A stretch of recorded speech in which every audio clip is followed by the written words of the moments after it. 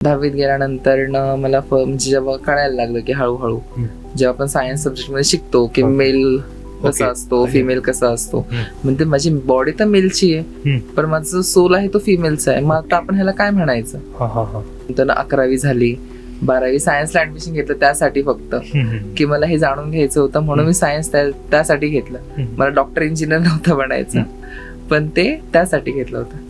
नंतर पण ही गोष्ट मी माझ्या आजीला सांगितली होती की कारण की ते म्हणजे कसं होतं त्यांचं माझं कनेक्शन एक वेगळ्या लेवलवरच होतं की मी त्यांना काय जरी सांगितलं ना की ते माझ्या वेने घ्यायचे, सोसायटीच्या वेने नाही.